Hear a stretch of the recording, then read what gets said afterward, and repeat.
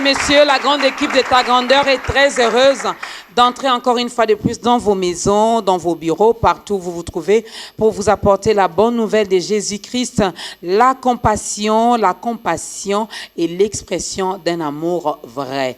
Alors aujourd'hui, soyez patients, vous allez découvrir également notre thème et notre invité également qui est déjà là. Mais je ne suis pas seule à la présentation. D'ailleurs, ça fait un bout de temps que je ne présente plus seule cette émission. Alors lui, il a accepté notre invitation. Il a dit, Maman Dorcas, je serai là et je vais poser des questions. Alors je me suis dit, waouh, comme ça je pourrais me reposer un tout petit peu sur ce plateau pendant que lui posera ses questions. J'espère que ce ne sont pas des questions difficiles, surtout qu'il connaît aussi l'invité. Alors shalom Papa Franck et bienvenue. Shalom Maman Dorcas, merci beaucoup. Merci. Vous vous sentez bien? Oui, très bien, surtout à côté de vous. Je suis tranquille. Vous avez déjà préparé des questions? Bien sûr. Vous savez, la question difficile, facile. Oh, surtout de questions qui vont nous aider. Des questions qui vont nous aider. Ce thème est très pertinent et nous en avons besoin. Et donc, je suis excité d'entendre ce qui sera dit par l'homme de Dieu que nous allons recevoir. Par l'homme de Dieu que nous allons recevoir. Vous avez compris qu'en dehors d'adorer, il sait également bien faire l'introduction de cette émission Ta Grandeur, n'est-ce pas? Alors, ce n'est que les débuts, Gardez donc votre souffle, installez-vous confortablement parce que les bonnes choses viennent de commencer. Nous l'avons toujours dit ici, ne regardez pas ce programme comme un simple programme télévisé, non. Dieu a choisi ce programme. Il a décidé de passer par ce programme pour entrer dans votre cœur, pour entrer dans votre vie, pour entrer dans votre famille. Alors, ne soyez pas distraits, n'est-ce pas? Installez-vous donc confortablement. Alors, avant de commencer, avant d'annoncer même notre thème et notre invité, il y a quelque chose qui est prévu. Oui, nous allons suivre un témoignage de la sœur Christine. Christine qui a vécu avec son père, mais Christine qui a perdu avec beaucoup de difficultés dans le cœur, de peine. Il a perdu son père et la vie a basculé. Vous savez ce que représente un père pour ses enfants et surtout pour une fille. Et donc, je ne vais pas beaucoup parler. Je laisse aux téléspectateurs de suivre ces témoignages. Je crois que nous serons tellement édifiés par ce témoignage. Suivons ces témoignages. J'ai compris quelque chose ce jour-là. Je savais qu'il n'allait pas revenir. Je n'allais plus jamais revoir mon père. Christine Desclarios était encore une petite fille lorsque son père décéda. L'amertume s'est enracinée en moi, amertume envers Dieu, envers le bien, envers moi-même, envers toutes les bonnes choses qui venaient de ma famille. Christine dit que sa mère les emmenait toujours à l'église, mais son amertume envers Dieu ne faisait que croître. Il y avait comme une grande tempête en moi, en plus du sentiment d'être orpheline, de ne plus avoir de père. Toutefois, elle avait une très belle voix, faite pour le chant. J'avais 9 ans quand j'ai chanté dans une église pour la première fois. C'était au cours d'un culte pour enfants. Et quand j'ai pris le micro, quelque chose s'est saisi de mon âme. Christine se mit à chercher son identité dans ses relations avec les garçons. À un moment, je suis tombée amoureuse d'un garçon qui me donnait toute l'attention du monde. J'étais prête à tout pour lui. J'aurais tout fait pour lui. Il n'avait qu'à me dire « saute » pour que je saute. Cette relation dura plusieurs années, mais se termina sur une touche amère après que Christine partit pour l'université. C'est alors que j'ai le plus blâmé Dieu d'avoir repris mon père.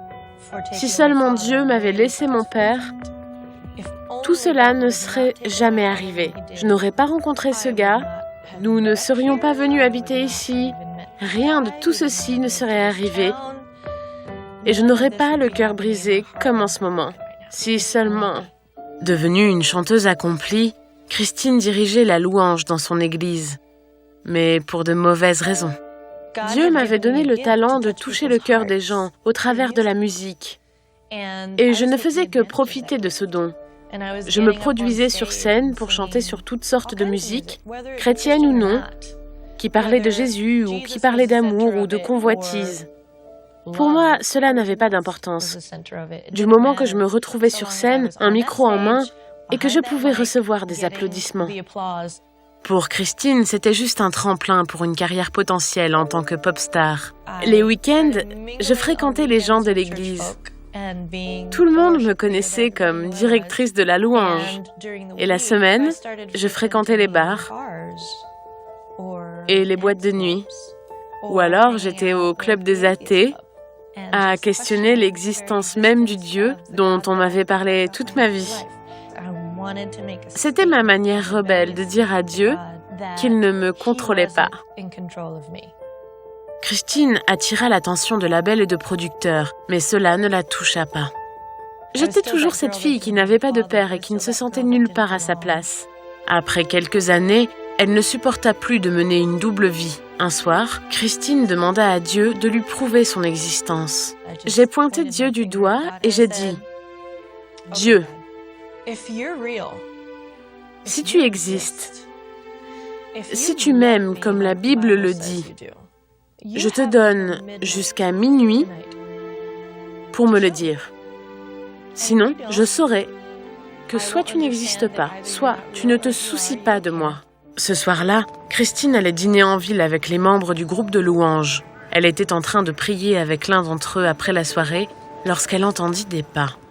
J'ai entendu la voix d'une femme qui m'a dit « Voici ce que te dit le Seigneur. Ce soir, je place 2 chemins devant toi et tu en choisiras un. Le premier est mon chemin, le chemin de mon cœur et de ma volonté pour toi. Si tu choisis ce chemin, ce ne sera pas facile. Je devrai travailler ton cœur, mais je ferai de toi une personne épanouie. Tu seras saine d'esprit et je serai toujours avec toi. Parce que je suis ton père, que tu es mon enfant et parce que je t'aime. » Christine était sidérée, mais n'en écouta pas moins la suite. Le second chemin est le chemin de ton cœur. Si tu le choisis, tu obtiendras le succès auquel tu aspires. Tu auras de l'argent, la fortune, et tu seras connu par des millions de personnes dans le monde. Tu seras même l'idole de beaucoup. Mais si tu choisis le chemin de ton cœur, ma présence ne sera pas avec toi. Christine comprit quel choix elle devait faire. Ce jour-là, j'ai compris que j'ai besoin de Dieu pour vivre ma vie. J'ai besoin de Dieu pour avoir la paix. J'ai donc choisi Jésus et je me suis véritablement repentie du fond du cœur. Je lui ai demandé de pardonner tous les péchés que j'avais commis. Le Seigneur a utilisé cette femme pour me dire « Oui, j'existe vraiment. Je suis réelle. Oui, je t'aime. Oui, j'ai un plan pour ta vie. » Ce soir-là, Christine donna sa vie à Jésus et ne regarda plus jamais en arrière. Aujourd'hui, Christine et son mari Carlos ont un ministère dans la musique. Christine est une chanteuse chrétienne contemporaine qui produit des albums et fait des tournées. J'étais brisée, mais Dieu m'a guérie. Il a fait de moi une nouvelle personne et toutes ses promesses pour ma vie se sont réalisées. La Bible dit qu'il se tient à la porte et qu'il frappe. Il attend. Si vous lui ouvrez la porte de votre cœur, il entrera. Il s'assiera avec vous et il dînera avec vous. Il vous montrera le chemin à suivre. Voilà, de retour sur ce plateau, c'était le témoignage de la sœur Christine. C'est pas facile, hein, c'est pas facile. Je sais peut-être qu'il y a un orphelin, une orpheline qui nous suit en ce moment, qui dira « Ah, ils parlent, c'est facile pour eux ». Mais c'est tellement compliqué, tellement difficile pour nous. Un mot à tous ces orphelins, Papa Franck?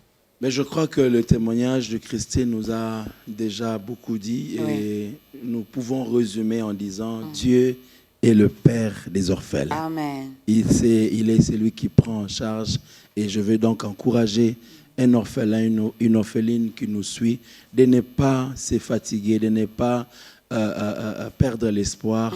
Dieu est notre Père. Dieu est notre Père, mesdames et messieurs.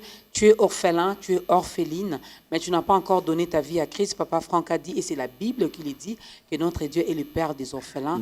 Alors, il suffit seulement que tu lui donnes ta vie et il deviendra ton Père. N'est-ce pas que c'est facile? Alors, on le fera d'ici la fin de ce nouveau numéro d'État Grandeur où notre invité va vous aider à donner vos vies à Christ, du moins pour ceux et celles qui n'ont pas encore donné leur vie à Christ. Mais avant cela, Papa Franck, avant de découvrir notre invité que vous connaissez très, très, très, très bien, moi j'ai parlé avec sa femme tout à l'heure au téléphone. Vraiment.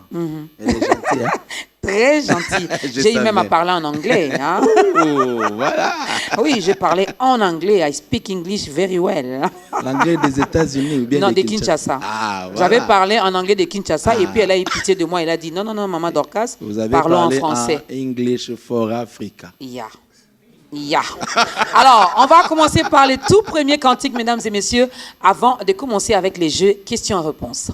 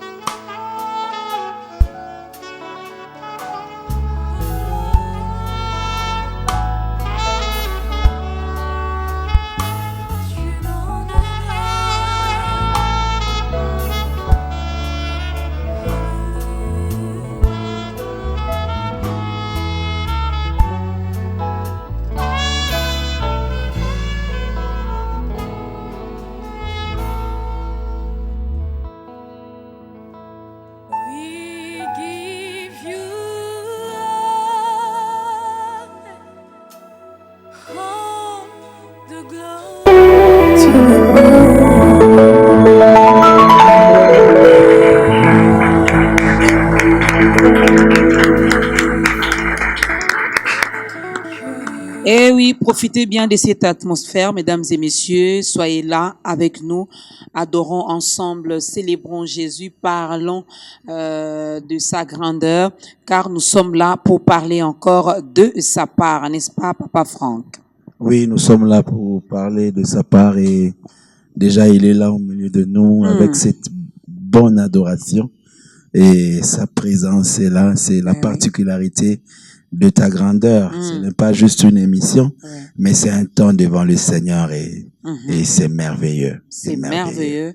Alors, soyez vraiment, vraiment, vraiment ici avec nous et bénéficiez de tout ce que l'Éternel va déverser sur nous au travers de ce nouveau numéro de ta grandeur où nous recevons l'homme de Dieu, le pasteur Pius Mbayabo. J'ai bien prononcé, pasteur? Exactement. Alors, de l'église Nouvelle Jérusalem, lui, il nous vient fraîchement de l'Atlanta. Wow. Aux États-Unis. Oui. Wow. Donc, si tu as 2 ou 3 questions en anglais, il n'y a pas de problème. En tout cas, c'est plutôt toi. Ne compte pas sur moi pour des questions en anglais. Bon, je poserai mes questions en anglais, ça sera peut-être à la fin, après cette émission. Oui, après. Parce que mon anglais est tellement fort que... Oui. Ça sera difficile pour les téléspectateurs de comprendre. Ils auront du mal à comprendre. Alors, c'est mieux de faire en français. En aparté, et puis... Ça sera plus simple comme ça. Voilà, et facile à comprendre. Alors aujourd'hui, nous allons parler du ministère de la compassion. Il y a tellement de passages bibliques, mais vous pouvez noter et lire chez vous à la maison. Nous sommes dans Matthieu chapitre 14, verset 14. Alors avec l'homme de Dieu, nous allons bien manger tout autour de ce thème, les ministères de la compassion. Alors il y a tellement de questions pour aider les téléspectateurs, car nous voulons apprendre.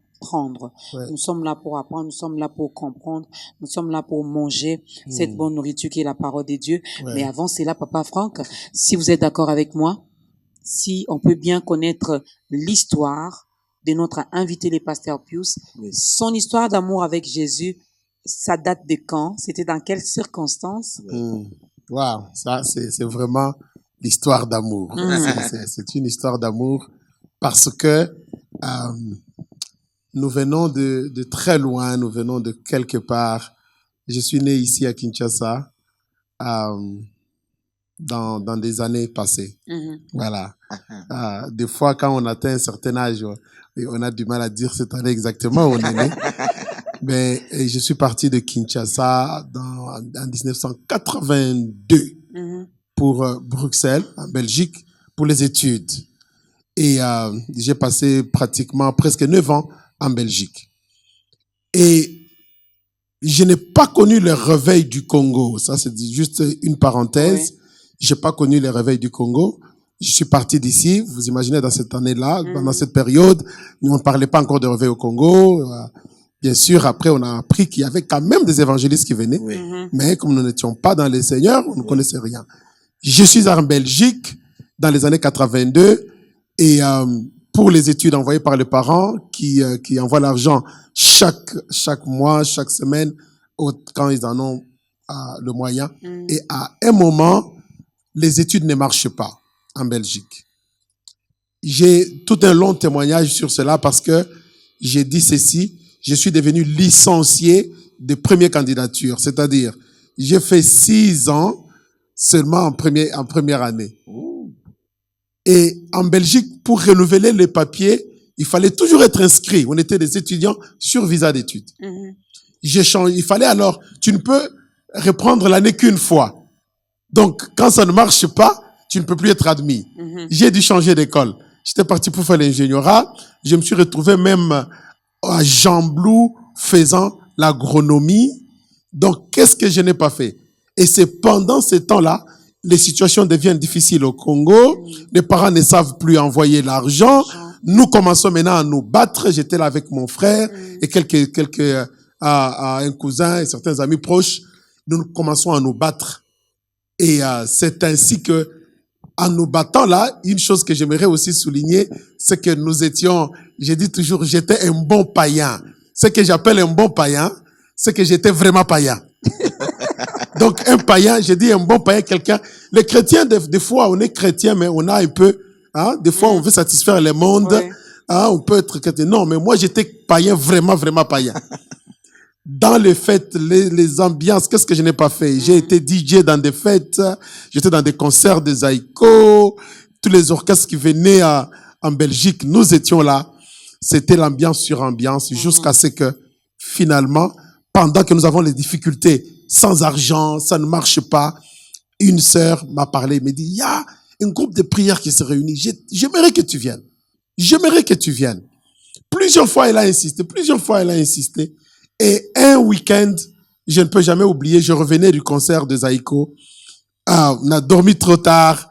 Et le matin, il nous a appelés. On devait se réveiller pour aller à l'église avec un ami. Et nous sommes arrivés à ce groupe qui s'appelle aujourd'hui l'église de la Nouvelle Jérusalem en Belgique. Arrivé là-bas, j'ai aimé la musique. J'étais attiré par la musique et on se mettait derrière pour danser. Voilà ce que nous faisions. Et j'ai une fois dit que si j'ai toujours eu la passion pour la musique et c'est ça qui m'a attiré à l'église, c'était la musique. Donc nos amis qui adorent, qui jouent, ils doivent réaliser aussi que c'est quelque chose de très fort. Que Dieu peut passer par là pour gagner une âme. Pour gagner une âme. Et ça marche bien aussi. Papa Franck est là, il est dans la musique. Vraiment. C'est avec la musique vraiment que j'ai été attiré. Je venais pour danser. Et on se mettait derrière, on attendait le temps de louange. Et nous dansions nos danses là, que nous dansions samedi. Et maintenant, dimanche, nous les dansions à l'église.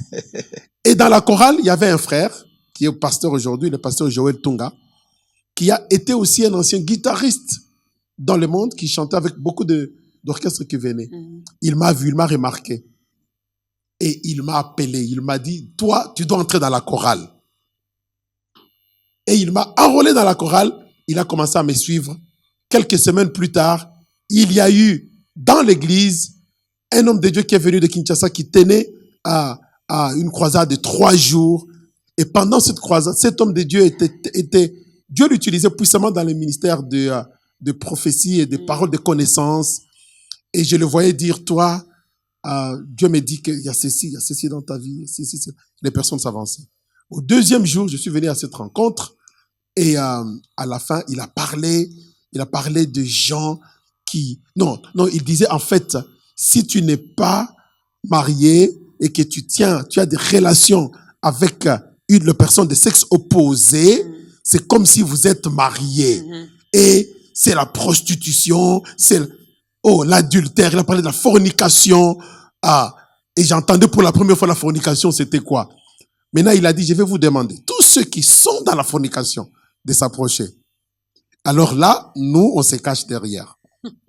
Et à un moment, il commence. J'ai dit, aïe, ici, là, on va m'exposer. Je sentais que le Saint-Esprit, à ce moment-là, je ne savais pas que c'était le Saint-Esprit, je sentais cette interpellation personnelle, mais je me suis avancé, je l'ai dit, par peur qu'on puisse m'exposer par cet homme qui désignait les gens, et je n'ai pas voulu qu'il me désigne. Et quand j'ai vu des gens avancer, je me suis faufilé un peu dans les gens pour venir et répondre à l'appel. Ce que je ne savais pas, c'est que c'était le jour de rendez-vous avec les grands maîtres. Et ce jour-là, il a pris ma vie. Amen. Et tellement que j'étais dans il y a une sœur, la semaine dernière, nous avions l'appréciation du pasteur à l'église chez nous. C'est une sœur de la communauté qui m'a écrit une carte. J'aurais bien voulu même amener cette carte-là. Ça m'a fait pleurer. Il a dit, je me rappelle comment tu nous apprenais des danses quand nous étions en Belgique. Aujourd'hui, te voir dans le ministère, tu es un grand témoignage pour moi. Peut-être que les gens ici à Atlanta ne te connaissent pas, mais moi, je te connais il y a plus de 30 ans. Je t'ai vu dans l'autre côté et je te vois aujourd'hui. Je peux vraiment dire qu'il y a ici un témoignage d'une histoire d'amour. Amen. Dieu t'a pris et il a fait de toi ce que tu es devenu aujourd'hui. Waouh, on peut acclamer l'Éternel pour ça. Waouh, un bon témoignage. Un bon témoignage. J'espère que peut-être c'est ton jour également aujourd'hui. N'attends pas seulement d'aller en Belgique, d'aller dans des boîtes, parce que c'était le jour du pasteur, mais aujourd'hui l'Éternel passe par ce programme. Alors lui-même, il dit, il se tient devant la porte de ton cœur, il frappe. Et il frappe. Alors n'endurcis pas. Il est là dans ta grandeur, il frappe. N'endurcis pas ton cœur. Vraiment que l'Éternel te bénisse, toi, qui à la fin, tu prendras une bonne décision de donner également ta vie à Christ. Alors Papa Franck, on va commencer à exploiter un peu notre thème, le ministère de la compassion. Ministère de la compassion. D'abord le mot compassion. En fait, c'est le mot clé. C'est le mot compassion. Le mot compassion est vraiment un fardeau pour moi depuis un temps. Ça bouillonne dans mon cœur. Et une chose que j'ai réalisée, ce n'est pas un thème populaire. C'est pas un thème fameux. Même lorsque je prêche, je préviens déjà aux gens. Je dis peut-être que vous n'allez pas acclamer. Vous n'allez peut-être pas être, même pas dire amen. Vous n'allez peut-être pas vous lever et crier, mais au moins vous allez entendre une vérité biblique. Une des caractéristiques de Dieu, nous disons que c'est un Dieu d'amour, nous disons que c'est un Dieu miséricordieux et compatissant, riche à la colère et riche en bonté et lent à la colère. Eh bien, si Dieu est un Dieu d'amour, il est miséricordieux, il est compatissant, et que nous voulons être comme Dieu, nous devons absolument être animés des sentiments d'amour, des sentiments de miséricorde et de compassion. Et by the way, le mot miséricorde et compassion, des fois c'est un mot qui est interchangé. Mais le mot compassion a un sens beaucoup plus profond. Et j'espère que tu me donneras le temps de pouvoir vraiment le décortiquer et entrer en profondeur seulement de ces mots compassion à lui-même. Alors, on va beaucoup plus mettre l'accent là-dessus parce que j'avais même prévu. Des fois, nous confondons ces deux mots. C'est ça. La miséricorde et la compassion. Oui. Alors, on comprend aujourd'hui que c'est pas la même chose, non? Ce n'est pas la même chose, mais c'est la même chose. C'est-à-dire? C'est-à-dire, la compassion va plus loin que la miséricorde. Mais la compassion inclut la miséricorde. Ok. Vous comprenez, n'est-ce pas? Donc, si vous le permettez, je vais vous dire ceci. La compassion, c'est un sentiment qui est plus profond. Nous avons des passages, ces passages de Matthieu 14, plusieurs autres passages, que nous pouvons même lire. Vous verrez qu'à chaque fois que le Seigneur Jésus a fait un miracle ou quelque chose de fort, la Bible nous dit qu'il fut ému de compassion. Nous pouvons lire 4, 5, 6 passages. À chaque reprise, il y a deux choses que j'ai remarquées. J'avais trouvé cette étude tellement formidable que je me suis mis dedans davantage. Et tu entends, on utilise les mots « il l'a vu » et « il fut ». Donc, il y a la vision, il le voit. Donc, cette vision crée un sentiment. Mais, quand on parle le mot ému qui accompagne le mot compassion, ça veut dire que ça vient du plus profond, de l'intérieur. En anglais, on dit ceci. From the bottom of my heart. Et quand on le traduit en français, on dit du plus profond de mon cœur. Quand on dit tu aimeras l'Éternel de tout ton cœur, on parle du plus profond. Donc c'est un sentiment qui doit provenir de l'intérieur, qui est plus fort que la pitié. Ok. Donc là maintenant nous entrons dans la profondeur de la compassion. C'est plus fort que pitié. Avoir compassion, c'est plus que oh, je suis désolé, j'ai pitié. Ça, ce n'est pas la compassion. Ok. La compassion, donc maintenant, nous arrivons. La compassion, c'est sentir ce que l'autre sent. La compassion, c'est partager ce que l'autre partage et avoir le désir de l'aider à le sortir de la situation dans laquelle la personne se trouve.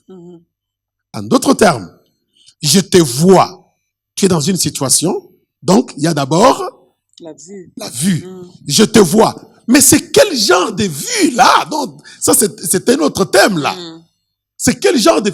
Oh, je prie que Dieu donne aux chrétiens les yeux missionnaires. Les yeux missionnaires. Les yeux qui nous donnent de voir. C'est ça que Jésus voyait, ce que les autres ne voyaient pas en fait. Et c'est ainsi qu'en voyant, il fut ému de compassion. Vous vous rappelez de l'histoire de l'enfant prodigue? Le papa, la Bible nous dit que lorsque cet enfant prodigue est revenu à la maison, son père l'ait vu. Et il fut ému de compassion. Mais regardez ce qui va se passer. Il va courir pour aller embrasser son fils. Maintenant, quand vous étudiez, vous allez réaliser que dans le contexte, même dans nos jours, dans le contexte normal d'une maison, d'une famille, ce n'est pas un papa qui court vers l'enfant. C'est un enfant qui court vers le père. Mais dans ce cas, on nous dit que le père les vit et il fut ému de compassion et il courut. C'est ça, c'est que la compassion crée en nous ce désir de sentir ce que l'autre sent et d'aller vers l'autre pour l'aider et le sortir de la situation. Mais ce n'est pas une chose facile parce qu'il y a un prix à payer. Ah oui. Il y a un prix à payer. La meilleure illustration que je peux nous donner, imaginez-vous à une piscine. Quelqu'un est dans la piscine ou dans une rivière ou dans un fleuve, il est en train de se noyer. Et vous savez nager, Papa Franck. Et vous voyez cet enfant ou ce jeune homme qui est en train de se noyer. Vous pouvez vous mettre là-bas et dire, au nom de Jésus, sors de l'eau. Ou vous pouvez dire, intercéder, Seigneur, fais que cet enfant sorte de là. Ou vous pouvez aller parler à d'autres personnes. Regardez les dilemmas. Les dilemmas en français, c'est quoi? Dilemme. Que nous avons aujourd'hui. Nous vivons dans un monde qui est devenu égoïste et centré sur soi. On s'en fout des autres. Les milieux même chrétiens, nous sommes dans cet exemple que je viens de nous donner. Quelqu'un est dans l'eau, nous le regardons et nous intercédons. Et nous prions, mais nous ne faisons rien. Mais la compassion nous donne de nous jeter dans l'eau. Nous nous jetons dans l'eau et nous allons prendre la personne, ou même pas dans l'eau, même dans la boue. Prenons la boue. Vous voyez là où les gens sont en train d'entrer, il est en train d'être bloqué là-bas. Je me jette dedans, tu prends le risque. Mais ce risque va plus loin. On vous dira, à part les gens qui sauvent ceux qui sont dans l'eau, que quand tu veux sortir quelqu'un de l'eau, la personne aura tendance à vouloir te faire noyer. Il va s'appuyer sur toi. Pourquoi? Parce que tout ce qu'il cherche, c'est de sortir de là. Effectivement, quand nous exerçons la compassion, les personnes vers qui nous exerçons la compassion auront toujours tendance à nous noyer. Il va parler de mal de toi, il va te critiquer, il va même t'injurier à gauche. Tu apprends la personne, combien de gens à qui nous avons fait du bien, ils ont parlé du mal de nous. C'est pourquoi maintenant on refuse, Papa Franck, d'exercer la compassion. C'est pourquoi on refuse. Mais l'expérience rend sage. Mais regardons un peu. Quand nous parlons de la compassion de Dieu, imagine-toi si Dieu, parce que nous voulons être comme Dieu, si Dieu, à cause de nos abus, pouvait nous abandonner de la même manière. C'est pourquoi nous disons qu'il est un Dieu d'amour. Quel amour? Amour agapé. L'amour agapé qui n'est pas centré sur moi. L'amour agapé n'a rien à voir avec moi. Ce n'est pas égoïste. C'est le désir d'aider l'autre qui me pousse à le faire. Maman Dorcas, en tout cas, on est béni. Je voulais que le pasteur nous aide. Déjà, dans son introduction, il fait la différence entre compassion, pitié, miséricorde. Je voulais déjà savoir quelle est vraiment la démarcation entre ces différents concepts. Quels sont les éléments de démarcation? Je reprends d'abord avec la pitié et dans le milieu anglophone on dit sorry, quelqu'un fait quelque chose, sorry. Je suis désolé. Je suis désolé. Et ça, c'est une expression qui, c'est comme si je veux juste qu'on me laisse tranquille. Je veux passer. J'ai vu la chose. Parce que pasteur, dans d'autres versions, oui, là où on dit le Seigneur a eu compassion. Oui. D'autres versions disent il a eu pitié. Voilà. C'est pourquoi je vous ai dit dès le départ que c'est la même chose, mais ce n'est pas la même chose. Donc, c'est en étudiant l'étymologie du mot qu'en allant plus loin, nous trouvons que les termes, c'est pourquoi dans l'anglophonie, on utilise plus le terme compassion, qui est compassion, que le terme miséricorde, qui est mercy. Okay. Mais par contre, dans la Bible, vous verrez que il y a des fois où les deux sont interchangés. Par exemple, le passage de Osée chapitre 6, verset 6, où on dit que Dieu aime la miséricorde. J'ai été ébloui de voir qu'il y a différentes versions de Bible qui disent qu'il aime la pitié, qui dit qu'il aime l'amour. Même le mot amour est utilisé. Donc, mais maintenant, la compassion et on nous dit, dans les traductions des Bibles, on nous dit toujours qu'il y a des versions les plus fiables, qui sont une version qui est traduite de l'original à hébreu, de Bible, Hebrew Bible, ou la Bible hébraïque. Et c'est là où nous trouvons que le plus fort de tous ces mots, c'est la compassion. Okay. Vous voyez, n'est-ce pas? Mais dans la compassion, tout s'y retrouve. Voilà. Mais la compassion ne se retrouve pas nécessairement dans pitié. Vous voyez, n'est-ce pas? Oui. Mais dans la compassion, on retrouve l'amour, la miséricorde, on retrouve la pitié. Donc tout se retrouve dedans. Et nous nous attardons sur la compassion. Pourquoi? Parce que nous voulons être plus profonds. Okay. Nous voulons être plus profonds. Nous ne voulons pas nous limiter. Tu t'imagines qu'aujourd'hui, là, il y a beaucoup de gens qui ont pitié. Regarde, maman vous avez dit tantôt que oui, il y a des abus.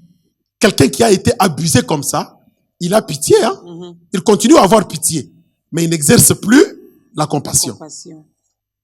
Vous voyez, n'est-ce pas? Ici à Kinshasa, j'étais dépassé une fois, il y a des années, en revenant au pays après plus d'une vingtaine d'années. Nous sommes dans la voiture et je vois la circulation qui diminue. Qu'est-ce qui se passe? Tout le monde est en train de faire comme ça, hein, de voiture. Et on arrive, je dis, qu'est-ce qu'il y a? Un mort. Je dis, un mort. J'ai demandé aux gens qui étaient avec moi dans la voiture. Ils m'ont dit, oui. J'ai dit, attendez un peu. Depuis quand nous, les Noirs, les Bantous, les Bantous ne sont pas des hommes, des peuples de sang. Nous sommes des gens qui respectent les morts. Depuis quand on commence à passer un mort comme ça? Ce que moi je connais de Bantous, c'est quand il y a un mort, on va courir pour faire quelque chose. On va s'arrêter pour savoir si on peut aider, si on peut cesser. Mais les gens sont devenus tellement égoïstes, centrés sur soi. Allez seulement dans les médias sociaux. Vous allez voir. Une histoire scandaleuse que j'ai vue. Une dame dans une voiture qui est en train de se noyer. Il y avait de l'eau. Je ne sais pas s'il y a des gens qui ont vu ça. Sûrement que parmi nos auditeurs ou nos téléspectateurs, il y a des gens qui ont vu. C'était une vidéo postée partout. Hein. Je n'invente pas cette histoire. Une dame est en train de se noyer. C'est-à-dire, vous voyez, quand l'eau coule beaucoup et des voitures sont en train d'être entraînées. Elle essaye de sortir le bébé. Imaginez-vous que tout le monde, les gens sont en train de filmer la scène. Au lieu de sauver les bébés. Au lieu de sauver même le bébé ou la maman. Et on filme la scène et la voiture part. Et c'est noyé et la maman et le bébé sont partis. Et nous sommes chrétiens. Nous regardons des choses comme ça et nous laissons passer. Est-ce que c'est ça que Christ veut de nous? Est-ce que c'est ça vraiment que Dieu attend de nous? Où est parti ce cœur? Où est parti cet esprit de compassion? L'esprit de compassion, mais quelque part, Pasteur Pius, la Bible nous dit que seul Dieu est compatissant, pas l'homme. Seul Dieu. Donc, revenons un peu. Le mot chrétien veut dire quoi? Comme Christ. Hein. Comme Christ. Merci maman, vous avez passé l'examen. Comme Christ. Et en anglais, on dit like Christ, comme Christ. Eh bien, si vous êtes comme, c'est-à-dire que les mathématiciens nous mettront les termes égal. Ok. Les signes égal. 2 plus 2 égale 4. Donc 2 plus 2 donne 4. Dans 4, nous retrouvons 2 et 2 dedans. Si nous sommes appelés à être, nous sommes appelés à être. Je ne dis pas que nous sommes. Nous sommes appelés à être comme Christ. Donc nous sommes appelés à être compatissants parce que Dieu est compatissant. Alléluia. Nous sommes appelés à l'être. C'est ainsi que nous avons cette responsabilité d'apprendre de Jésus. Vous savez, il y a un texte très simple là que je voudrais juste nous donner. Il parlant de Jésus. La Bible nous dit dans Actes chapitre 10 au verset 38.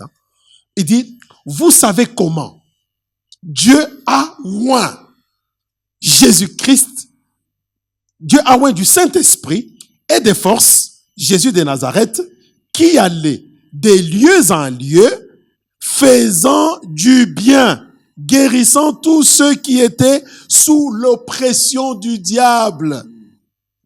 Regardez un peu ici une chose. Jésus était oint, donc Jésus avait l'onction. Il était oint du Saint-Esprit.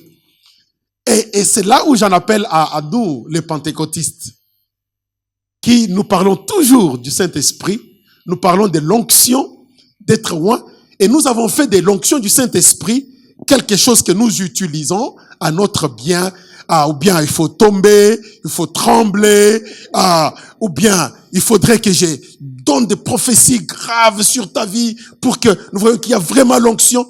Mais il y a autre chose aussi avec l'onction. L'onction du Saint-Esprit que Jésus a reçue a donné à Jésus d'aller. Jésus, Dieu a oint Jésus du Saint-Esprit et de force et il allait. Allait quoi? Allait faire quoi? Du bien. Il allait faire du bien. Mais est-ce que nous qui avons l'onction, nous faisons du bien? La question est posée, hein, papa. Vraiment pertinent. Et je crois que le pasteur, en vous entendant parler, je comprends déjà que cette démarcation, c'est au niveau de l'action, je pense. Quand on a juste pitié, on peut se limiter juste à avoir pitié de quelqu'un. Mais la compassion, je pense, selon vos explications, doit nécessairement nous pousser à l'action. Pousser à l'action, à agir. Vous savez que Jésus a dû enseigner ça même à ses disciples. Ses disciples ne comprenaient pas c'était quoi la compassion. Ils sont ensemble, ils sont là avec des gens qui ont faim, qui ont soif, et ils ont pitié. Ils viennent auprès de Maître. Maître, la journée était longue, ces gens sont fatigués, ils ont faim, ils ont soif. Faisons quoi? Laissons-le partir. Parce qu'ils avaient pitié, non? Mais qu'est-ce que Jésus va dire? Non. Donnez-leur vous-même à manger. C'est ça la compassion, ça va plus loin, à l'action. Pas seulement laisser tomber. Maman, papa Franck, maman Dorcas. Je vous dis, que les chrétiens, nous sommes parmi les gens qui auront des grandes surprises à la fin des temps, quand Jésus va revenir. Vous savez pourquoi? Vous savez pourquoi, pasteur? Des grandes surprises. Pourquoi, pasteur? Vous allez répondre. On a peur. Vous allez répondre à ça après la chanson. Voilà. Parce que j'ai eu déjà peur de cette réponse. Alors, après la deuxième chanson, nous aurons cette réponse. Pourquoi, chrétiens que nous sommes, serions-nous surpris quand Jésus-Christ reviendra? Voilà. Nous allons en parler.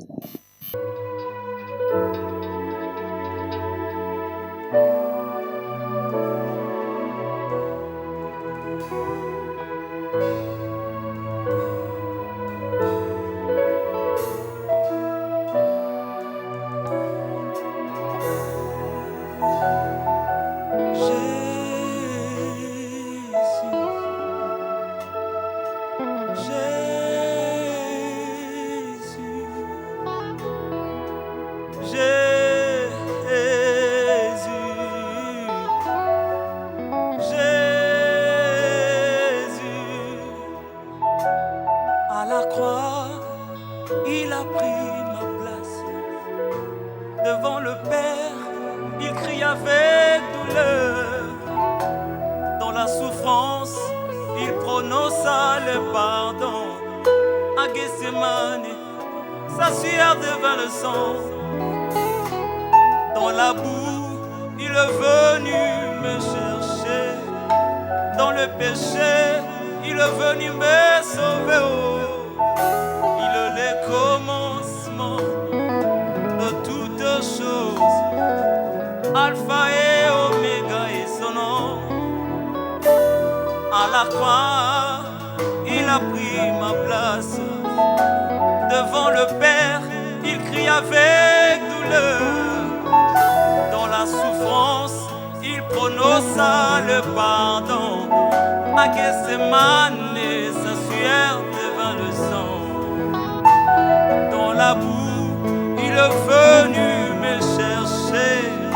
Dans le péché, il est venu me sauver. Oh, il est le commencement de toutes choses. Alpha et Oméga et son nom, il s'appelle Jésus. Il s'appelle Jésus. Je veux chanter Jésus. C'est lui la raison de ma vie, c'est Jésus.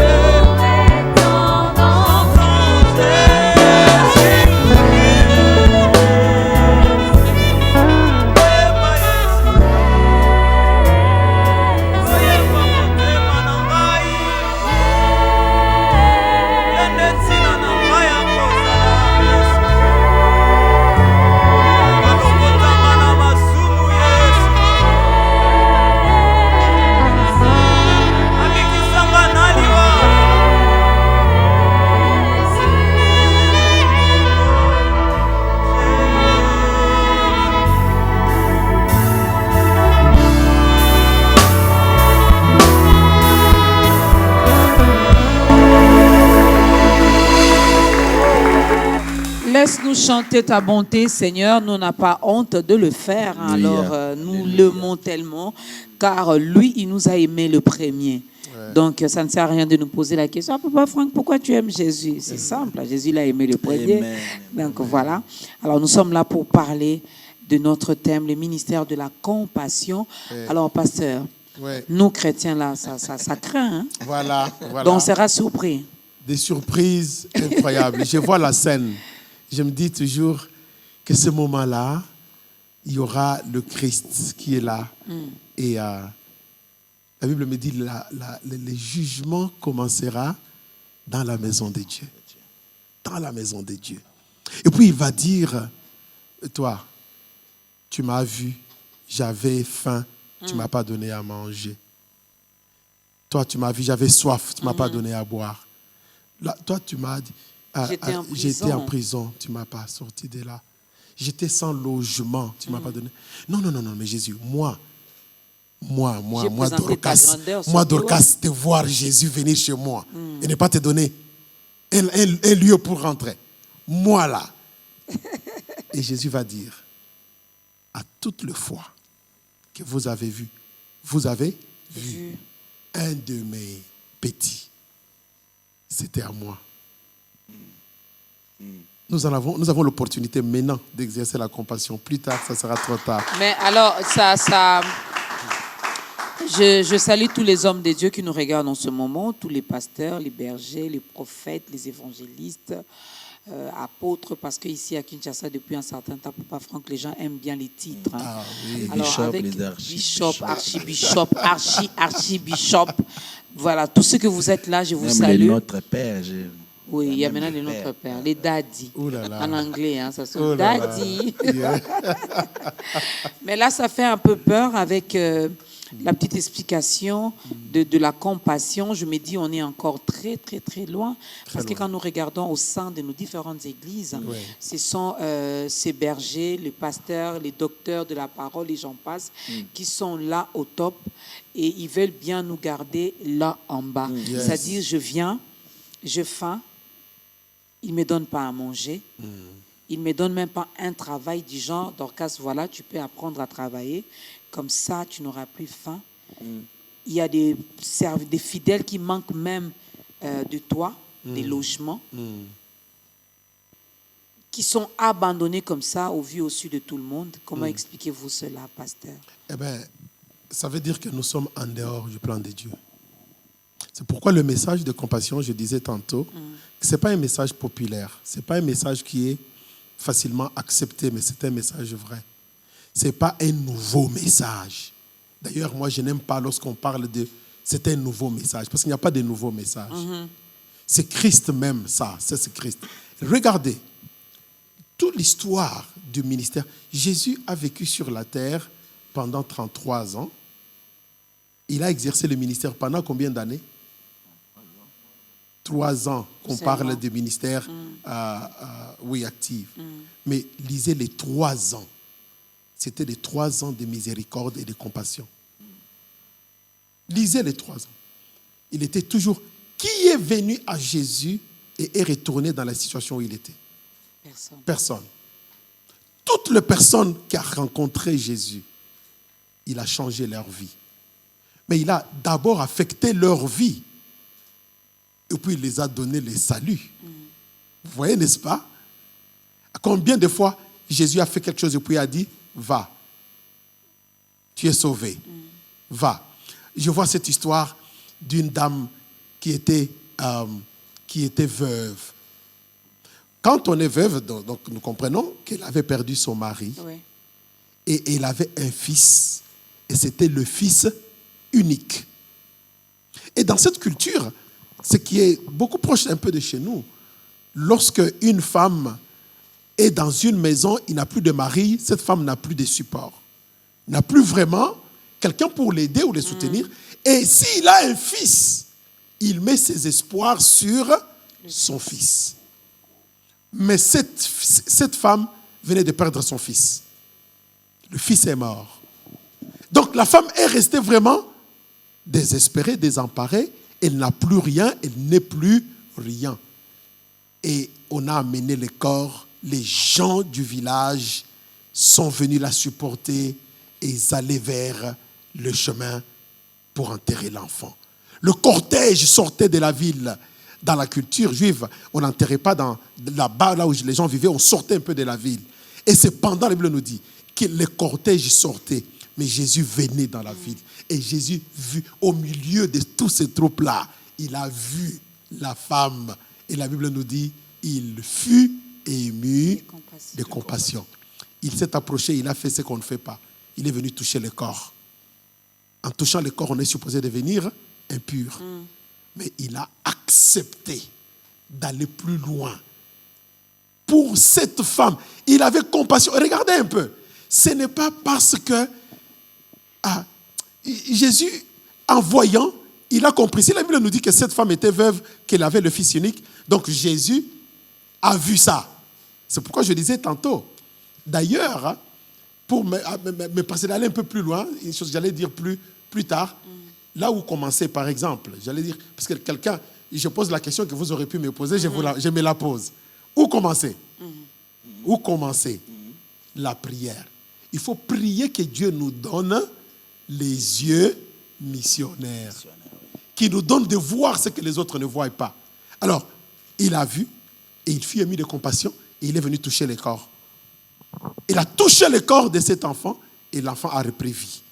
Tout d'un coup comme ça. Mais maintenant, pour revenir dans les églises, aujourd'hui, qu'est-ce qui se passe dans l'église? Ou plutôt, disons, je ne maîtrise pas la situation à Kinshasa, donc je ne parlerai pas peut-être exactement de ce qui se passe ici, parce que je ne vis pas ici.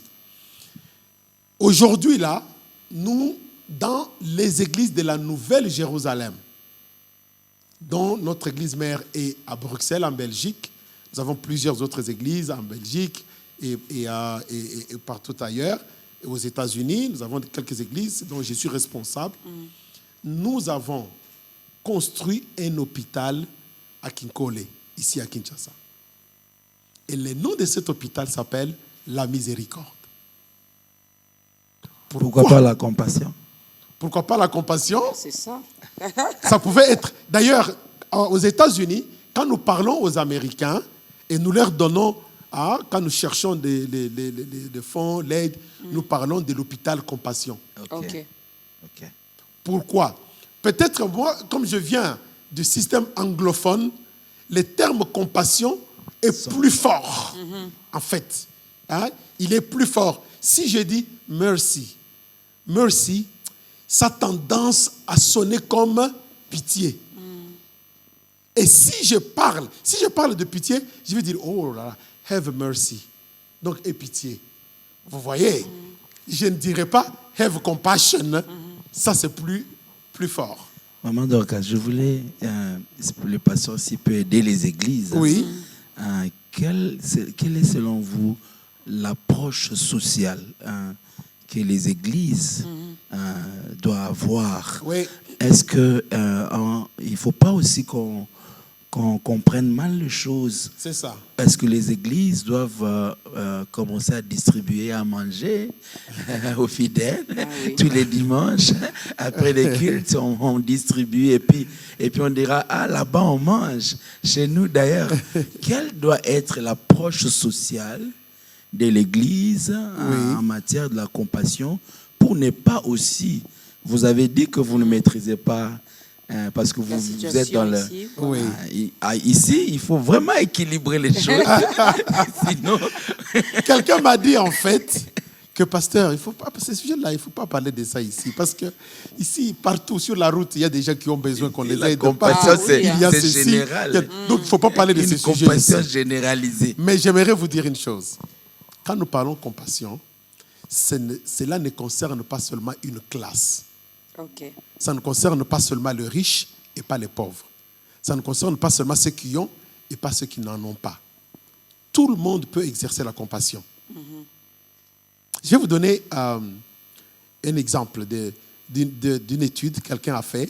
C'est aussi publié sur les réseaux sociaux. Vous pouvez trouver ça. Il y a quelqu'un, je ne sais pas si c'était à New York ou dans quelle ville, qui voulait faire une étude. Il a pris une caméra cachée. Il a suivi des homeless, les sans domicile fixe. Les gens qui dorment qui mendient et qui dorment en dessous de buildings, de maisons et comme ça. Il a vu une personne particulière. Il est venu vers lui et il lui a donné beaucoup d'argent. Beaucoup d'argent. Il l'a mis dans sa main. Il a dit, on va voir un peu qu'est-ce qu'il va faire de cet argent. S'il ne va pas prendre la drogue, s'il ne va pas prendre l'alcool. Et alors, sa caméra suivait le gars. Le gars a reçu l'argent. Il ne savait pas que c'était beaucoup d'argent. Il lui a mis juste l'argent. Il a pris l'argent et le monsieur a disparu. Il l'a ouvert. C'était beaucoup d'argent. Il a commencé à rechercher le monsieur qui lui a donné. Le monsieur avait disparu. Pourtant, le monsieur les suivait de loin. Regardez, suivez l'histoire. Le monsieur prend cet argent. Il est resté là en train de regarder l'argent. Regardez l'argent. Puis il a mis l'argent dans la poche. Il a emballé ses histoires. C'était fini le temps de mendier. Il est parti. Le monsieur les suivait. Il est entré dans un magasin comme ShopRite, un grand bazar. Il est entré dedans. Et le monsieur s'est demandé, il est en train d'acheter quoi? Il attendait dehors parce qu'il ne pouvait pas venir dedans. Il attendait dehors pour le prendre quand il va sortir avec ses bouteilles de bière, d'alcool et tout ça. Il a attendu. Le monsieur est sorti avec plein de sachets. Plein de sachets. Au point où il a tiré même. Il a acheté beaucoup d'histoires. Il a commencé à les suivre. Il a suivi. Le monsieur est parti. Je pense que c'était au parc central, la Central Park. Un des centres de parc. Il est entré dedans. Il les suivait. Le monsieur est allé où? Là où il y avait les sans domicile fixe. Et il a ouvert les sacs. Il a commencé à donner une couverture à celui-ci. Des mamans qui avaient des bébés. Il a commencé à donner des nourritures. Il a commencé à aider. Il a vidé tous les sacs. Et le monsieur, avec sa caméra, ne pouvait plus se retenir. Il est venu très vite. Il s'est présenté. C'est moi qui t'ai donné. Et il a reconnu. C'est moi qui t'ai donné l'argent. Mais je pensais que tu allais peut-être aller boire, aller prendre l'alcool. Oui.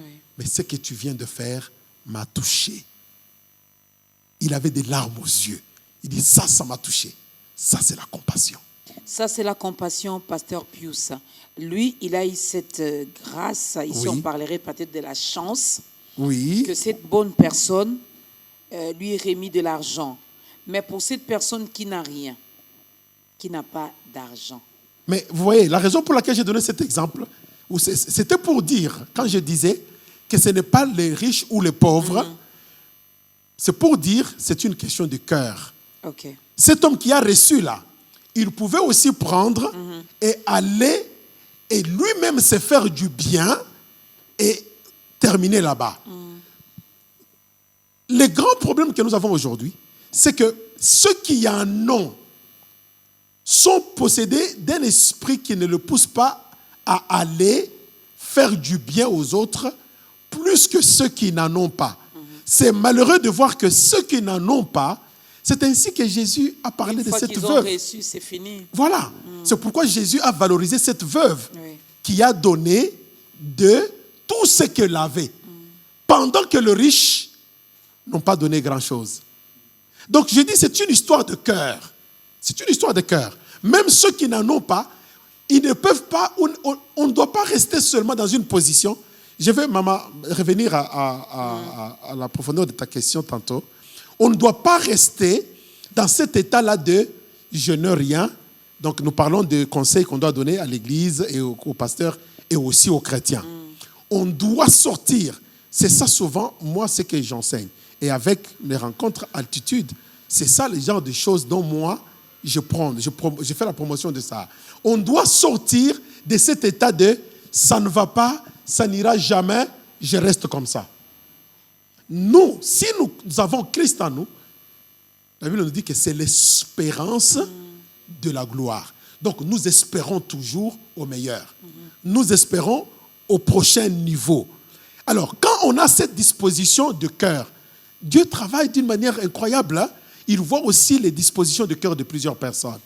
Donc, quand on a cette disposition de cœur, vous vous demandez des fois pourquoi les choses arrivent aux uns et n'arrivent pas à certains.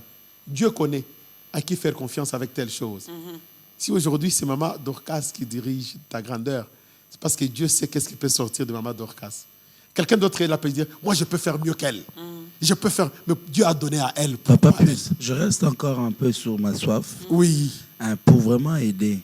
Parce que quand nous parlons compassion dans les églises, nous voyons directement les indigents.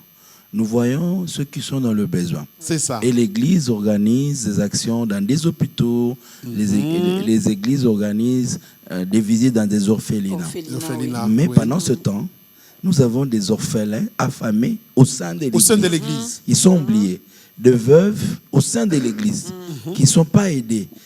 Comment est-ce que l'église peut vraiment traduire cet esprit de compassion?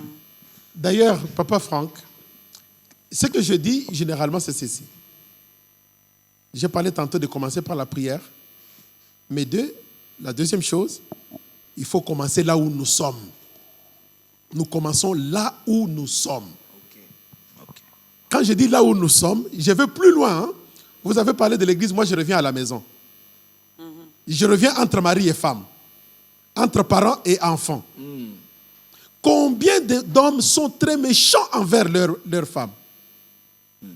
Ils n'ont même pas la pitié, quoi. Comment ils auront la miséricorde quand ils n'ont même pas pitié de leurs femmes?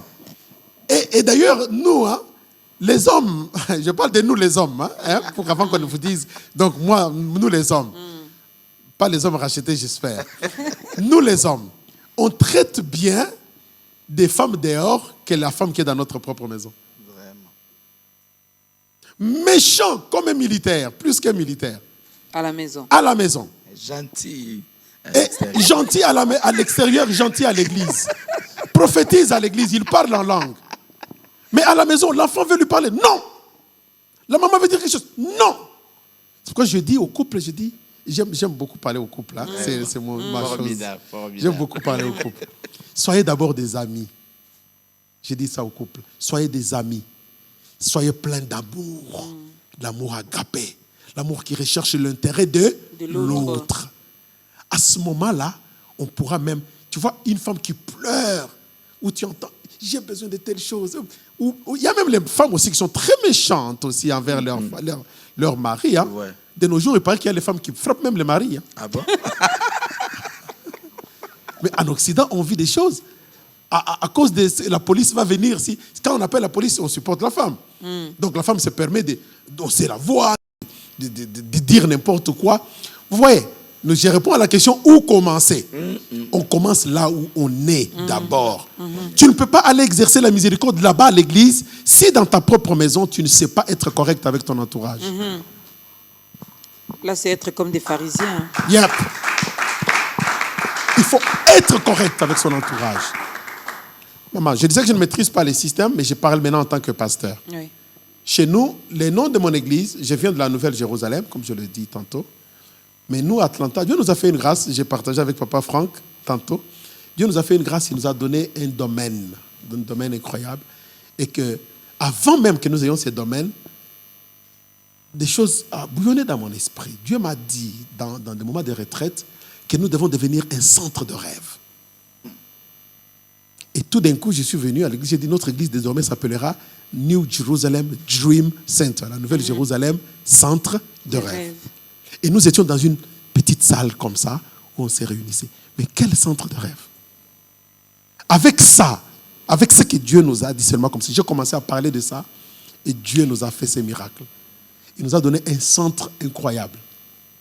C'est une émission qui s'est ravie de partout, même à Atlanta, les gens les suivent, ils me prendront à témoin. Papa Franck sera avec nous, j'espère, bientôt là. Et Maman Dorcas, j'espère que tu viendras aussi parler l'anglais de l'Amérique, pas de l'Afrique. Non. Et dans ce centre, qu'est-ce que nous avons alors résolu de faire? C'est nous avons résolu de devenir une église communautaire. Une église qui résout le besoin de la communauté. Et nous en avons eu plein de critiques dans la communauté congolaise. Pourquoi? Parce que américain, c'est quoi cette histoire? Parce que c'est l'anglais. Parce que si nous voulons être communautaires, nous devons opérer en anglais. Si nous voulons nous ouvrir à toute la communauté, nous ne pouvons pas être en train d'opérer en lingala et en français alors que nous sommes en Amérique. C'est comme ça que nous avons... Alors, nous avons là-bas un centre de sport. Nous avons des activités communautaires où les gens viennent chercher des histoires. Pas seulement les gens de l'église, mais les gens de la communauté. Et nous comprenons que c'est ça l'appel de l'église. C'est de répondre aux besoins communautaires. Bien sûr que nous répondons aux besoins spirituels déjà, avec la parole de Dieu, avec les moments de prière et de ceci. Mais nous amenons ces gens aussi, par exemple dans nos équipes de basketball, qu'est-ce que nous faisons? Quand les enfants viennent, les coachs, ils se mettent avec eux, ils ont 15 minutes d'études bibliques.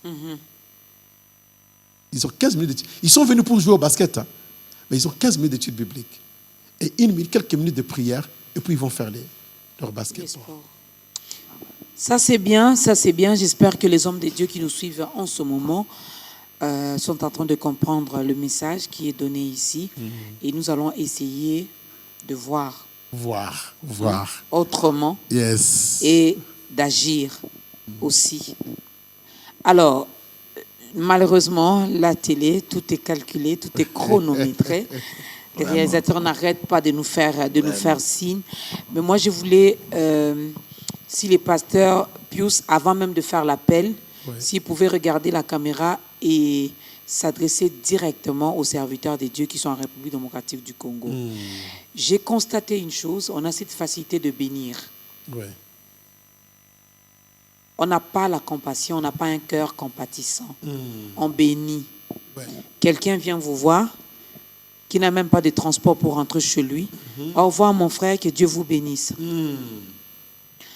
Quelqu'un veut passer peut-être à la télé, sachant que ça paye, il faudra payer moyennant quelque chose.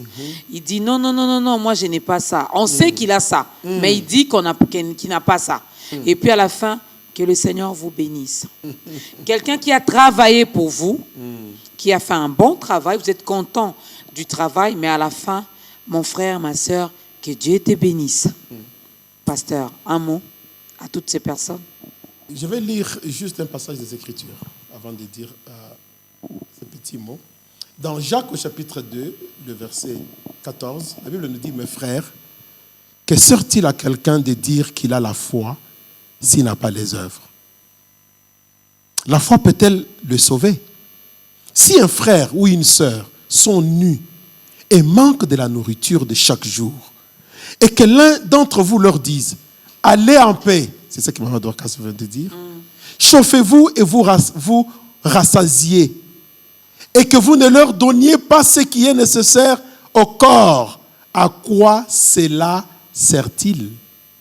Il en est ainsi de la foi, si elle n'a pas les œuvres, elle est morte en elle-même. Mon cher collègue, mon frère, pasteur, évangéliste, homme de Dieu, je préfère encore dire mon collègue. Nous sommes dans cette histoire ensemble. Nous y sommes tous. Et la bénédiction, en fait, elle vient de Dieu. Dieu nous bénit. Quand nous avons l'appel, Dieu n'abandonne jamais son serviteur. Mais nous avons la responsabilité de respecter les règles de Dieu. Dieu marche avec des principes. Nous ne pouvons jamais forcer la main de Dieu. On ne peut jamais forcer la bénédiction. On ne peut jamais. Et c'est l'une des raisons pour lesquelles plusieurs serviteurs de Dieu vont faire du n'importe quoi, parce qu'on veut vraiment voir cette so-called bénédiction. Mais c'est Dieu qui est capable de nous quand il nous a appelés au ministère. Je voudrais t'encourager aujourd'hui. Je voudrais vraiment parler à ton cœur. Tu connais la parole de Dieu. Tu connais les Écritures. Sonde les Écritures. Prends un peu le temps d'étudier la miséricorde, d'étudier l'amour et d'étudier la compassion. Que nous puissions vraiment être cette église que Christ a dit qu'il viendra prendre. Parce que lorsque la cloche, la trompette va sonner, plusieurs, même dans l'église, même des serviteurs de Dieu, vont rester. Ne travaillons pas comme si il n'y aura pas un jour de la fin. Ne travaillons pas comme si nous oublions que Christ viendra pour chercher l'église. Et tu risques de manquer le ciel si nous ne changeons pas de comportement. Si nous ne vivons pas selon les Écritures, en agissant selon tout ce qui est écrit c'est alors que nous aurons du succès. Notre succès n'est pas ailleurs, n'est pas loin, n'est pas dans des choses, c'est dans les Écritures. C'est Dieu seul. Alors, sonde les Écritures et fais ce que la Bible nous recommande, qui n'est simplement que d'exercer la compassion. Gloire à Dieu. Ah oui. Extraordinaire. Moi, je suis contente parce que le message est passé. Extraordinaire. Et bientôt, là, on va passer à une étape aussi importante de notre émission. Mais avant, je voulais aussi... Maman Dorcas a fait sa demande. Oui. Mais Papa Franck n'a pas fait la demande. Okay. J'ai aussi une demande à faire. D'accord. Regardez la caméra. Est-ce que vous pouvez vous adresser aux chrétiens? J'ai suivi un homme de Dieu qui disait, dans nos bureaux ici, 80 ou 90% des personnes qui viennent, c'est pour poser des problèmes. Oh oui, ça on me l'a dit ici aussi. Oui. C'est pour poser des problèmes. Oui. Donc, je pense que les chrétiens doivent aussi comprendre ce message de la compassion. Oui. Comment est-ce que, en tant que chrétien, vous nous avez donné cette histoire merveilleuse de quelqu'un qui n'avait rien, mais le premier jour qu'il a reçu l'argent, en tout cas, il serait ici. Ici, on appelle ça Senwe. Il allait partir vite à Senwe pour s'acheter une voiture. Mais il a pensé déjà avec ce qu'il a aux autres. Quel est le message que vous pouvez aussi donner aux chrétiens de nos églises? Voilà, je voudrais parler à mes enfants. Maman Dorcas a dit, maintenant il y a des appellations. On vous appelle, vous nous appelez Daddy.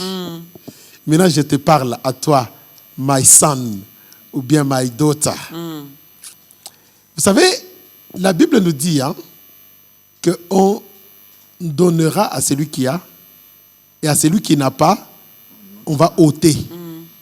Plusieurs personnes ne comprennent pas ce que ça veut dire. Beaucoup de chrétiens se laissent dans cette situation-là, où dans leur bouche, c'est toujours « je n'ai pas ». Je n'ai pas. Et vous savez pourquoi la Bible dit qu'on ôtera à celui qui n'a pas? Analysons un peu. Comment on peut ôter à celui qui n'a pas? Est-ce que ça a vraiment un sens? Ce que ça veut dire, c'est ceci. Il y a des gens qui ont un petit rien, mais qui disent toujours que je n'ai pas. Eh bien, la Bible promet que pour t'aider, comme tu dis déjà que tu n'as pas, on va ôter même le peu que tu as. Sortons de cet état d'esprit de toujours être que je n'ai pas. Même si tu n'as pas grand-chose, mets ton espérance dans le Seigneur. Pourquoi nous remplissons les églises dans le veillées, dans le prière? Nous prions, nous jeûnons, nous entrons en retraite. Pourquoi nous ne pouvons pas nous lever par la foi, croire que Dieu est capable de me prendre? Celui qui relève l'indigent et le fait asseoir avec les grands. Pourquoi il le fait pour les autres, il ne peut pas le faire pour moi? Je veux te dire qu'il peut le faire pour toi. Change de mentalité. Change de mentalité. Sors. La pauvreté, c'est d'abord une mentalité. Change cette mentalité de la pauvreté et commence à croire que c'est possible. C'est encore possible. Amen. Et Papa Franck a dit, ça finira par marcher. Ça marchera toujours. Voilà, ça marchera. Merci. Et je crois que le pasteur peut directement dire un mot aussi pour ceux qui... Je crois que le plus grand message de la compassion, c'est ce message du salut en Jésus-Christ. Ouais. Il y a beaucoup qui nous suivent maintenant. Ils veulent faire la même expérience que vous, nous, d'accepter Christ dans leur cœur comme Seigneur et Sauveur. Si vous pouvez regarder la caméra et les appeler au Seigneur. Vous savez, nous pouvons tout dire. Nous pouvons parler compassion, nous pouvons parler de bénédiction. Mais la chose pour laquelle Christ est venu sur la terre, c'est d'abord pour nous donner la vie et la vie éternelle. La vie éternelle, on ne la reçoit nulle part ailleurs que chez Dieu. C'est seulement chez Jésus-Christ. Peut-être que tu es là, tu te dis, moi je suis dans des problèmes. Je n'ai pas à manger, je n'ai pas à boire. Pourquoi? Pourquoi Christ? Est-ce que Christ va me donner à manger? Est-ce que Christ... Je voudrais te dire que le salut est plus grand, plus important. Avec le salut, nous avons tout, parce que le salut est éternel. La nourriture, le vêtement, ça restera sur la terre. Et je viens t'offrir quelque chose de très particulier. Si tu n'as jamais de ta vie pris la décision d'inviter Jésus dans ton cœur, tu peux le faire maintenant. Ne regarde pas à ses besoins qui est matériel. Ne regarde pas même la santé, parce que le salut que je t'offre maintenant va te donner la guérison, va te donner la restauration, la paix, la joie et même le bien matériel. Si tu ne l'as jamais fait, je vais t'inviter là où tu es de me rejoindre et de faire une simple prière. C'est pas compliqué, c'est pas de la magie, c'est pas trop difficile. C'est juste une prière que je te demande de pouvoir répéter après moi. Dis seulement: Seigneur Jésus, je reconnais que je suis un pécheur ou une pécheresse. Je reconnais que j'ai dirigé ma vie par moi-même et je suis désolé. Je te demande pardon. J'ouvre mon cœur maintenant. Viens, entre dans mon cœur. Je te reçois comme Seigneur et Sauveur. Je le confesse de ma bouche et je le crois dans mon cœur que tu es le Sauveur. Je t'accepte, Seigneur, comme le Sauveur de ma vie. Et je vais prier pour toi maintenant. Seigneur, tu connais le cœur de ce bien-aimé, de cette bien-aimée.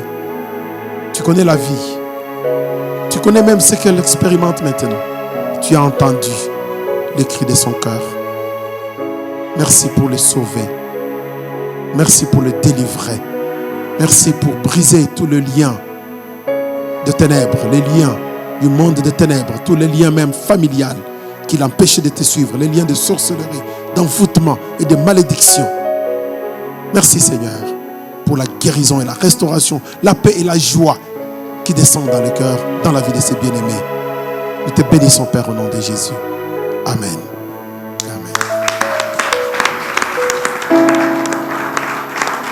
Eh oui, bienvenue dans la famille des enfants de Dieu. Tu ne vas pas regretter cette décision, tu ne vas pas regretter le choix que tu venais de faire tout à l'heure. Hein.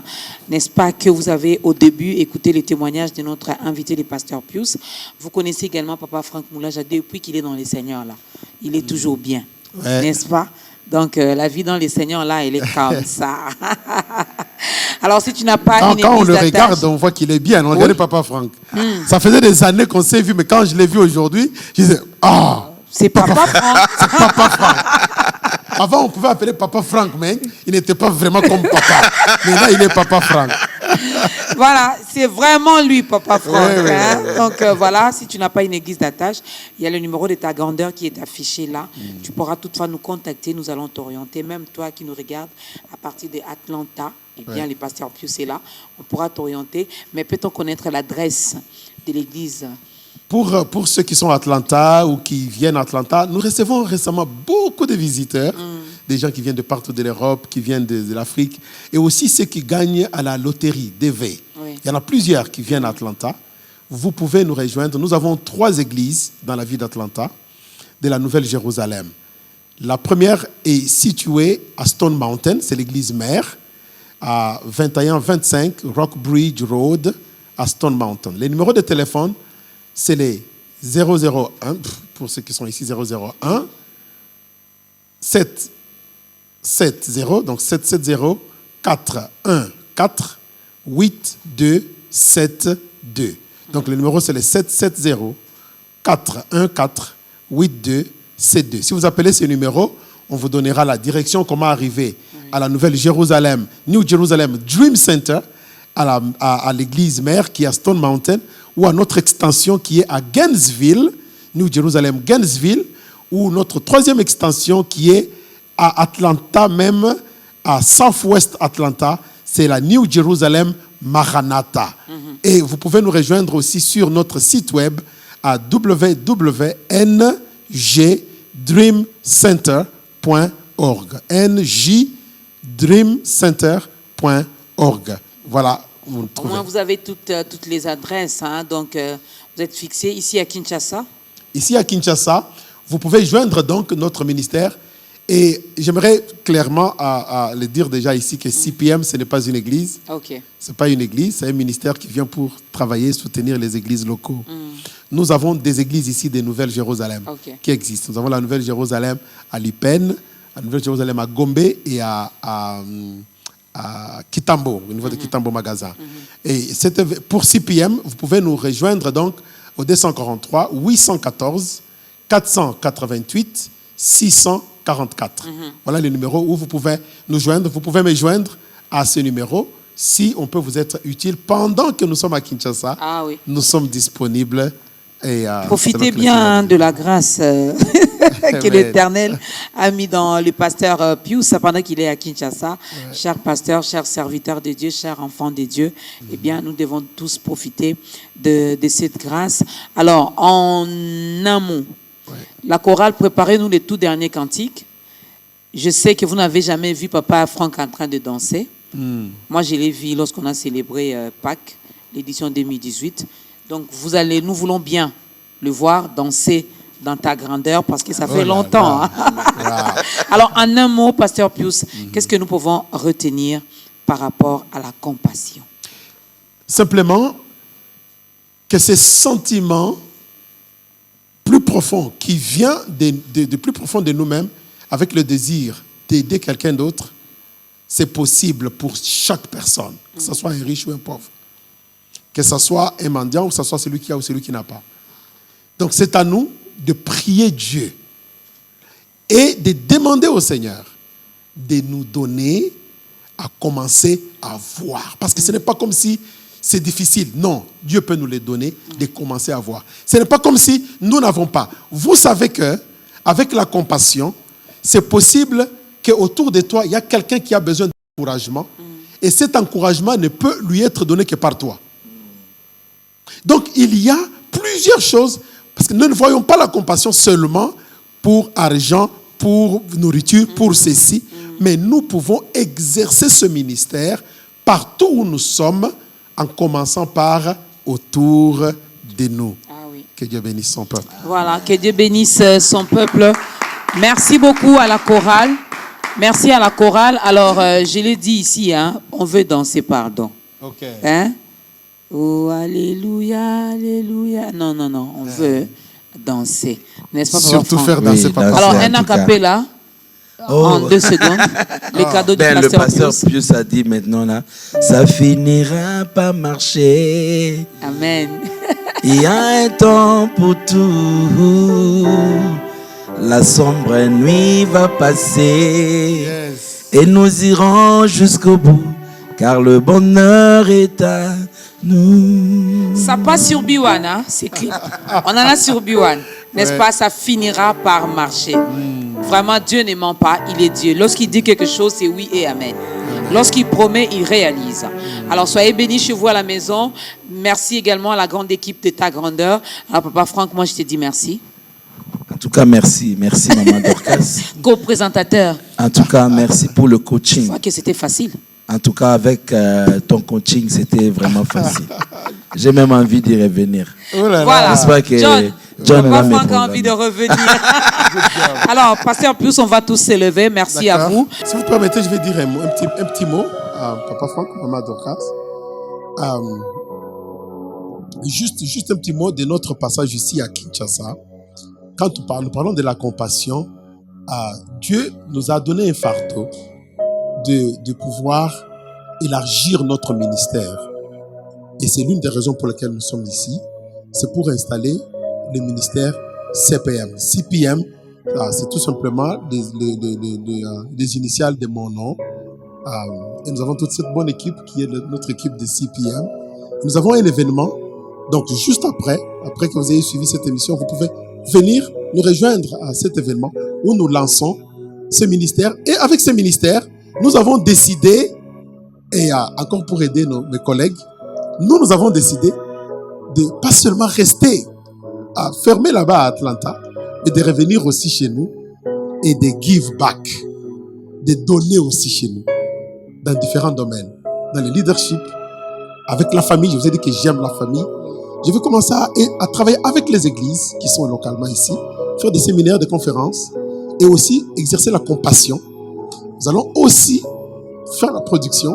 Puisque je suis venu à Christ par la musique, attiré par la musique, j'ai décidé aussi de redonner à la musique, d'aider les jeunes qui n'ont pas de moyens, leur donner la possibilité d'avoir un single, d'avoir un album et le mettre en programme de mentorship avec des gens comme le Papa Franck, les Madena, des personnes qui sont déjà dans la musique, les aider dans un programme. C'est la raison pour laquelle nous avons même cette équipe de jeunes gens qui travaillent avec nous. Et c'est samedi dans la salle, aujourd'hui donc, dans la salle GMK, en face de l'Académie des Beaux-Arts, croisement Académie des Beaux-Arts et l'avenue Louisa, je pense. Il y a une nouvelle salle GMK. Nous sommes là-bas pour pouvoir installer, parler à la ville de Kinshasa de ce que nous voulons faire ici à Kinshasa, donner notre part aussi à cette ville. Merci. Une fois à Kinshasa, vous êtes passé ici. Je salue madame, votre épouse, qui suit de près, maman Florence, qui suit de près ce programme d'État Grandeur. Merci beaucoup, maman. Des gros bisous à vous. Alors, nous allons danser pour la gloire de Dieu et nous vous fixons rendez-vous la semaine prochaine avec un autre invité dans un autre numéro. Clôturons avec la prière. Merci, Seigneur, parce que tu es un Dieu grand et fort. Merci pour ces merveilleux programmes de la grandeur. Et nous pouvons réellement dire que l'Éternel, tu es grand. Merci parce que tu as été avec nous, tu as commencé avec nous et tu termines avec nous. Donne-nous, Seigneur, d'être animés de ces sentiments de miséricorde et de compassion. Nous prions, Seigneur, aussi pour B1, que tu donnes encore des grandes richesses, que tu donnes de grands moyens à cette chaîne qui est une bénédiction pour le corps du Christ, et que tu bénisses les hommes et les femmes de Dieu de cette ville de Kinshasa, les églises de cette ville, les serviteurs, que tu leur fasses du bien, les chrétiens, que tu leur fasses du bien et toute l'équipe de la grandeur. Soyez bénis de la bénédiction de l'Éternel au nom de Jésus. Amen.